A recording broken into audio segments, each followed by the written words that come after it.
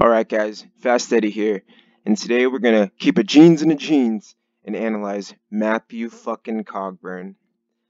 So this guy's one of the more less known predators, but he has a shit ton of hilarity from this interview, so I think it's worth checking out just to look at how funny this guy is. So let's start the video. The young and inexperienced. What was your plan here today? I've been in a struggle myself with what I want to do because I'm still a virgin. What the fuck? Why would you ever say that to anyone? Why would you ever say that to Chris Hansen or anyone who is interrogating you or being hostile with you? This guy's a fucking retard. So he's young, so he's not a kid, but he's around that age to where I think your brain isn't developed until you're like 25 or some shit. So this guy definitely doesn't have a fully developed brain. He's probably like 19 or something. But yeah, he's just saying dumb shit, and he just digs himself in all these holes. So let's check it out. Square that with what's on your MySpace website, where Your MySpace website? you talk about Jesus rocks. That's the struggle. Yeah, that's the struggle. That's fucking a different kind of struggle. Yeah, most people have a struggle, but that struggle is ridiculous. I love this spoof thing we do with the phones now, but it takes forever to dial all these numbers. What the fuck was that? Was that just actual small? I wonder if she just did that for the camera, just so she'd have some more fucking, like B-roll footage. They just wanted to have some bullshit to throw into the episode. You just couldn't make this up. There we are. It's a Saturday afternoon, and there's this massive wildfire in Northern California. That causes a power outage. Yeah, that happens. I live in California, and there have been some fucked up fires. Some really fucked up fires. So that's just kind of a reality of current life here in the great state of California. And that knocks all Yahoo chat rooms. All Yahoo chat rooms? This guy's expressive as fuck. Look at his eyes.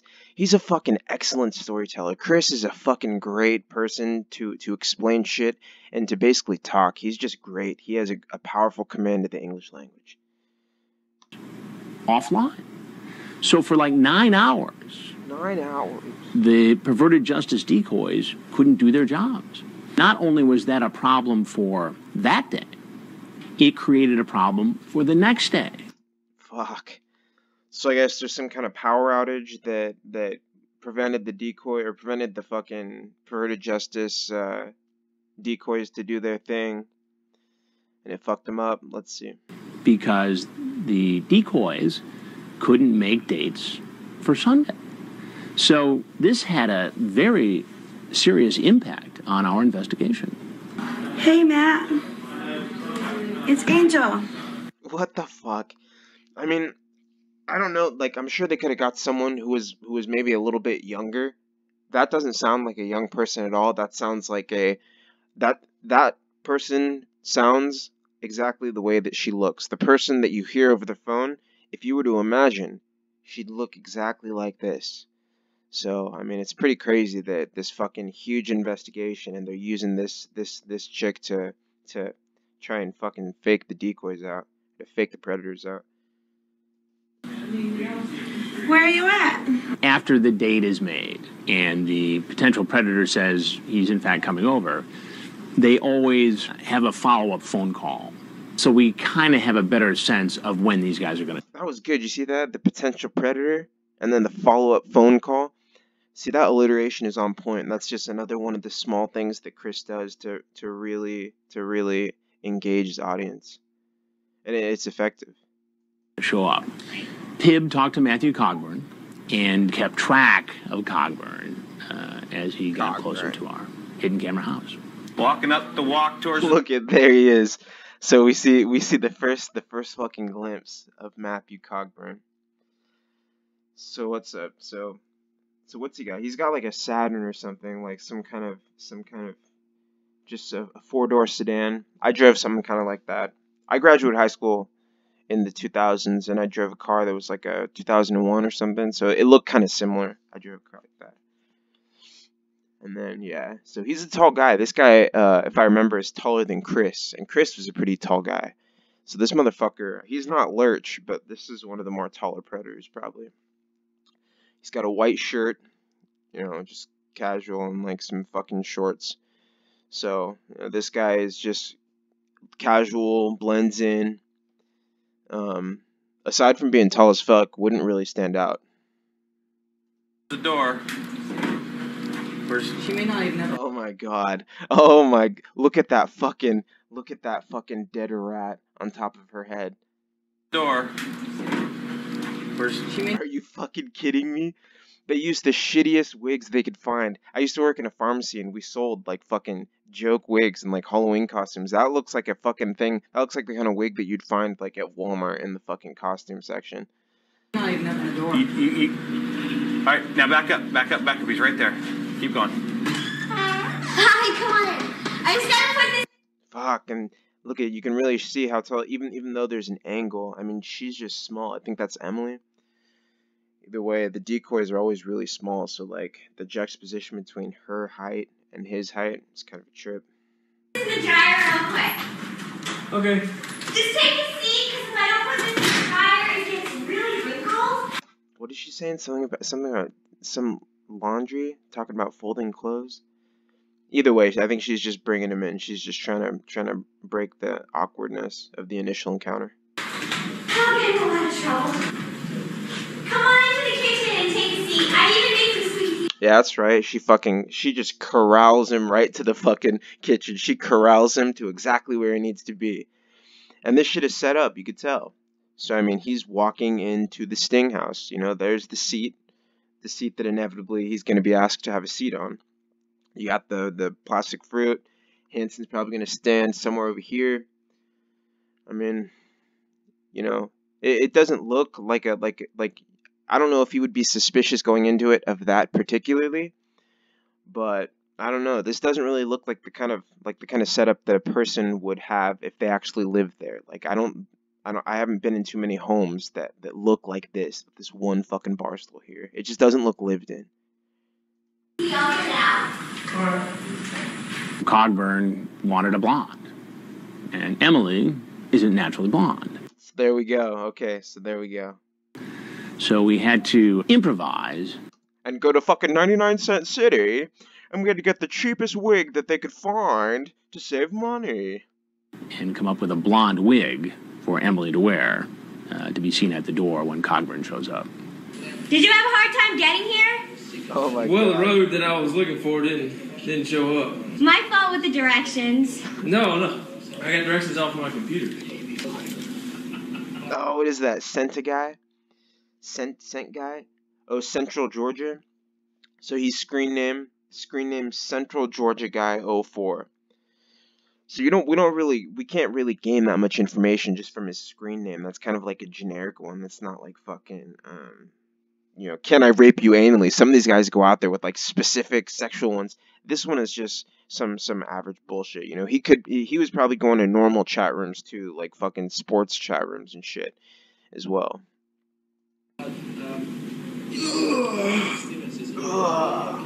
Well, it's like a fucking Palumbo. He's just like Palumbo. Palumbo went from a state of just total relaxation, the stretch, right, to just being fucking jolted by Chris. So let's see if that happens right here. But I'm already thinking this is set up to be just like Palumbo. Why don't you have a seat there and get comfortable for that? I had a feeling this was going. There we go. See, he didn't jump though. He didn't jump. Palumbo fucking like, Palumbo fucking, he tripped. But no, so this guy just kind of laughs. He sees Chris. Chris comes out, saunters out, and then this guy, he immediately kind of goes into like a cooler mode. So let's see what he does. You had a feeling what was going to happen. Go ahead, sit down, please. No, Well, no. See, and then already right. So Chris is already being extremely nice. I think that Chris knows that this guy is a Christian, that he's gonna come and use religion and use his morality to basically justify how he wouldn't actually do it. Chris anticipates that, so he treats this guy kindly. He's probably gonna treat him very respectfully. He's not gonna say anything overtly fucked up to him, because I think this guy is gonna be really civil. He's probably gonna cooperate. You know, he's not going to be defiant about it. He's going to apologize, admit his wrongdoing, and that's rare. You know, that's rare. I need to talk to you about a couple things, and Damn, look at the height difference too. He's slouched, and you could tell he's taller than Hansen. Man, this guy is probably fucking like 6'5". He must be tall. I think Hansen's like 6'6" something, right? So this guy's got a few inches on Hansen. This guy's big. I think you're going to want to talk about it. It's going to take a few minutes, so why don't you have a seat? Yep. Cogburn immediately recognizes me. And see, that's good too. So this, I mean, when you're sitting down, I think that if you're really tall and you're towering over someone, it's probably difficult for that shorter person to intimidate you, you know. But if you have that person sit down, that tall person, then you would remove that, so they would be. It's like more dominant position, you know, to be looking down on someone. It's often considered to be the dominant position. It was one of the first investigations where we were seeing a number of guys who had seen previous To Catch a Predator investigations and had shown up and stayed and chatted anyway. Yeah, the show is popular as fuck. Like people loved it, you know. It still is popular. But this was well known around that time. Is this gonna be on national news? I'm sorry, be on what? Is this the national news, all that stuff? Which one are you talking about? No. He just wants to hear him say it. This is like fucking Heisenberg. Say my name. Say my name. What do you do on 13 or NBC? NBC. NBC, see, he said it. He said it. He did exactly what he wanted. You mean like Dateline NBC? Yeah. There we go. Dateline NBC. My name is Chris Hansen. Okay, I need you to keep your hands out of your pockets for just a minute. Go ahead, please sit down. See, that's good. See, he's just corralling them. They corral these guys. They corral them in to the fucking house. They corral them into the kitchen, and then Chris has their ass take a fucking seat. I've just been on the road 2 hours. Okay. What was your plan here today? I can't answer that as I want to because. So look at his, even from his posture, right? So this guy's crossing his arms. He's looking down. So this is not the posture of someone who is confident or who is in a I mean, this is the posture of a person who's extremely stressed. This is a posture of someone who is they're displaying some kind of nervous signs. They look like they're just very uncomfortable. I've been in a struggle myself with what I want to do because I'm still a virgin. And oh my God. Why would you ever say that to anyone? Oh, what a fucking retard. But you know, that's actually, so he probably is. I think that this guy actually is a virgin. So let's actually think about that. So he tells Chris Hansen right off the bat that he's a virgin. Hansen didn't probe him. This guy fucking volunteered it to Hansen.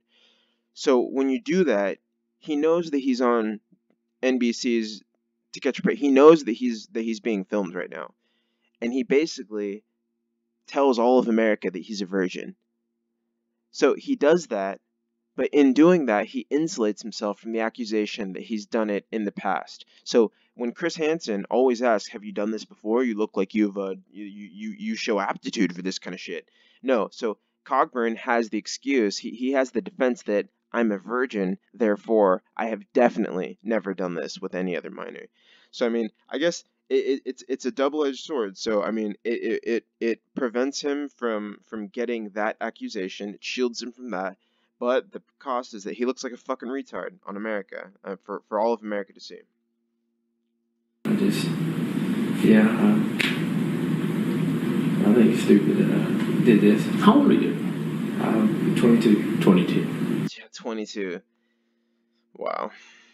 And how old was the girl you were chatting with online? The girl said she was 13 or 14. 13 or 14. And you thought that it would be okay to come over here and visit a young girl home alone? I wanted to think it was okay, but I just... Now... Yeah, see, I mean, he's not even arguing. He's kind of acknowledging. I'm looking at this chat log here. 16 minutes into this discussion, you ask if she can do deep throat. Deep throat? Ah, that's fucking humiliating. Ah. some of the shit that you would ask someone, or like the kind of shit that you would just sex someone, it would be fucking horrible if someone else would read that to you. God, you just want to fucking close your eyes, not even be there.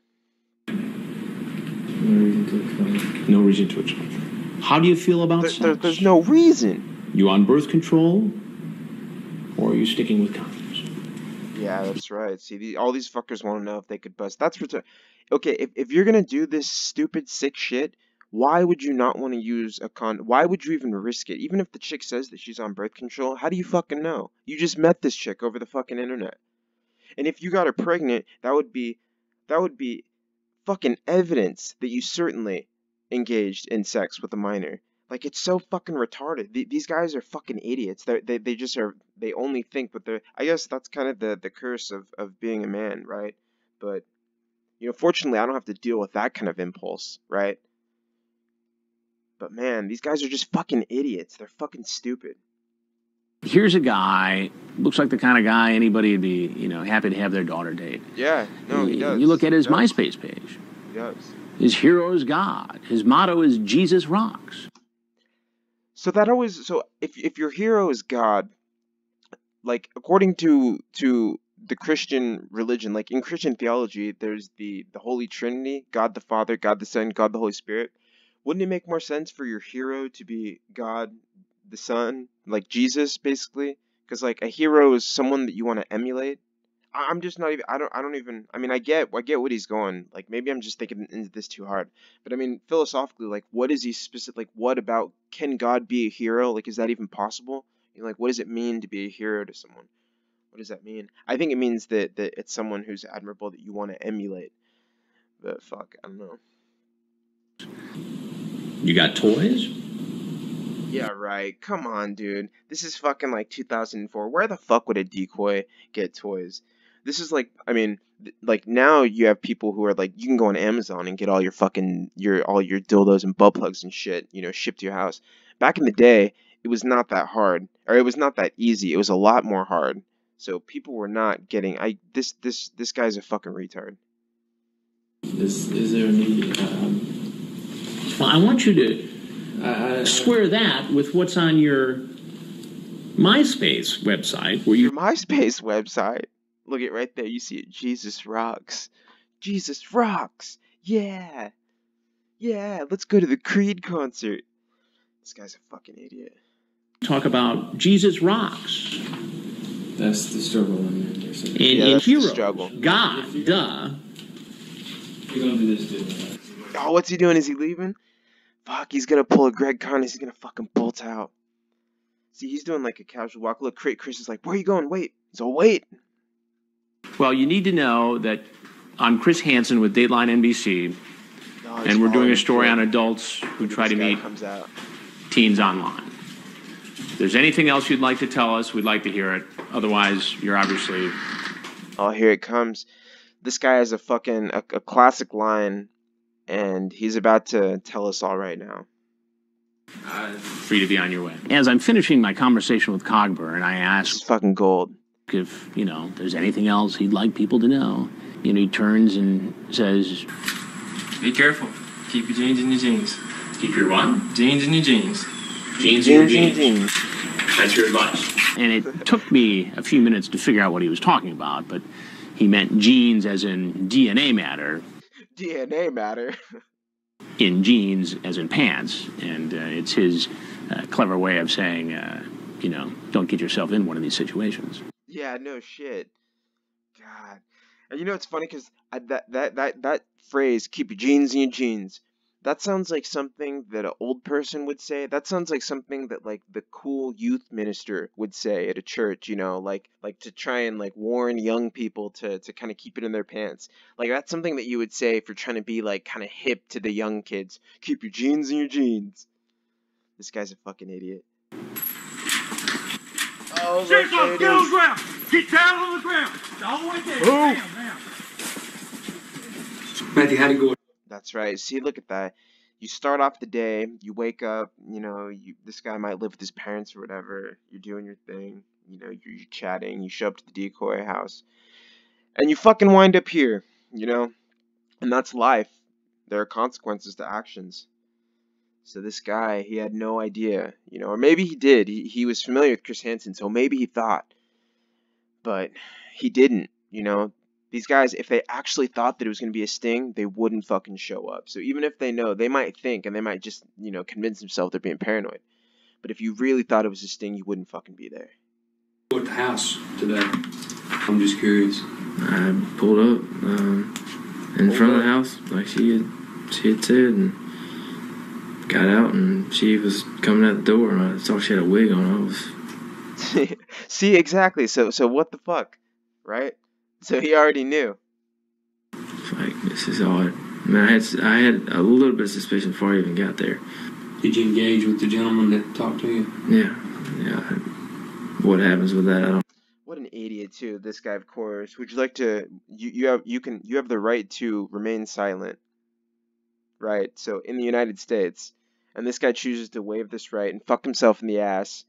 For all of America to see, for me to laugh at and make a fucking commentary video in 2019. So I mean these guys, they always fuck themselves and they deserve it. I'm glad that this guy waived his right to an attorney, but I mean anytime you're in legal trouble, you need to shut the hell up and you need to ask for an attorney because the cops are never your friends. You know, it's these people's job to convict this guy. And it's just fucking great that he's too fucking stupid to see that. I don't know. Just asking me questions about it. Just trying. I took Asking questions. I took offense to it because I thought he was trying to put me down. And I was going to walk out initially. After this, it's just deleted. I've been in a. Look at his face. Fuck, he's just defeated. This guy's fucking defeated. Look at he's just looking down. That's right. You fucking hang your head. I'm not going to say a mental struggle, but I didn't solely deep down I didn't have any intentions to do anything. I enjoy meeting new people.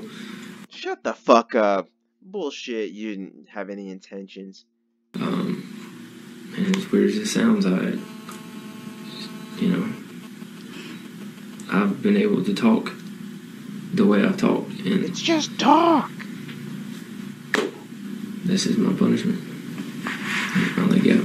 In his interview with the detectives, he says that the most important thing that he's got to do is call his employer and say that he can't make it in for work. I mean, Oh my god.